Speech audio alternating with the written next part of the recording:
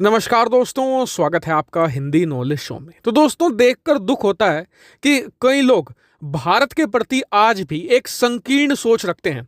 वो ये मानते हैं कि जी भारत को अगर कोई हमला करेगा, भारत को कोई अटैक करेगा, तो भारत यहाँ पर डर जाएगा, अमेरिका की मदद लेगा, हम रूस की मदद लेंगे। लेकिन आप भी और वो लोग भी इस वीडियो को अगर अंत तक देखेंगे तो आप चौंक जाएंगे कि भारत कितनी लंबी प्लानिंग करके बैठा हुआ है।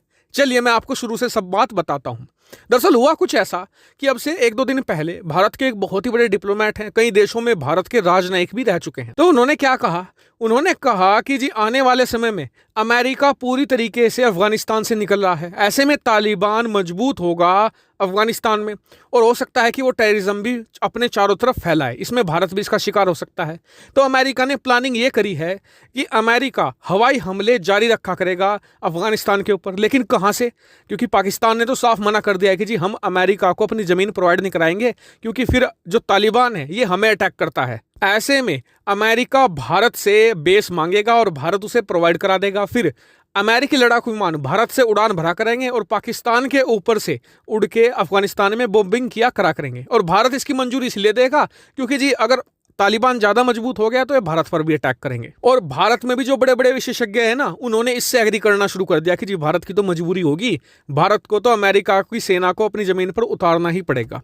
लेकिन अब आ जाते हैं इंटरेस्टिंग पार्ट पर, जो ये सब लोग भूल गए। क्या भारत अफगानिस्तान में तालिबान से निपटने की तैयारी पहले ही कर चुका है? दरअसल आप स्क्रीन पर देखिए, यह है तजाकिस्तान, और तजाकिस्तान बिल्कुल अफगानिस्तान का सीमावर्ती देश है, यानी कि इसका पड़ोसी देश है।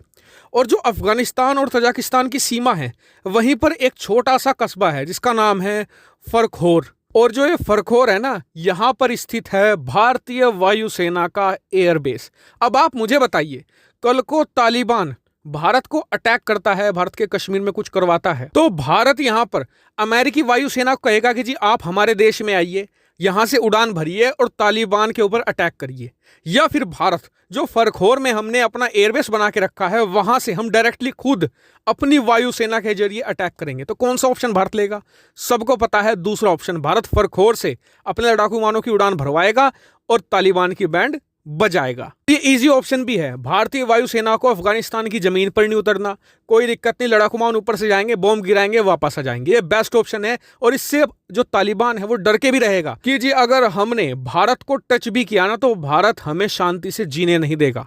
तो ये सबसे बड़ा गेम चेंजिंग पॉइंट है और भारत इसके लिए बहुत ही लंबे समय से तैयारी भी कर रहा था। और जरा सोचिए, आज की तारीख में तालिबान का स्टांस ये है कि जी हम भारत के साथ, जैसे ही हमारे यहाँ पर सब कुछ स्थिर होता है, अमेरिकी सेना लौटती है, तो व्यापार करेंगे, भारत के साथ अच्छा संबंध हम बनाएंगे। लेकिन अब जरा सोचिए कि कल को हम अमेरिकी सेना को अपनी जमीन इस्तेमाल करने देते हैं तालिबान के खिलाफ, तो फिर तो तालिबान कहेगा कि जी ऐसा है, सब काम छोड़ो, पहले भारत को निशाना बनाओ, भारत में ही बॉम्ब ब्लास्ट करवाओ। तो जरा सोचिए कि स्ट्रेटेजिकली कितना बड़ा ब्लंडर होगा ये। और क्या भारत जो दुनिया की चौथी सबसे बड़ी सेना है, किसी को अपनी जमीन इस्तेमाल करने देगा? ये कभी नहीं होगा। और जो लोग ये संकीर्ण सोच के साथ बैठे हुए हैं ना कि आज भी भारत 20 साल पहले वाला भारत है, तो बदल जाओ, क्योंकि भारत आज का वो नहीं रहा।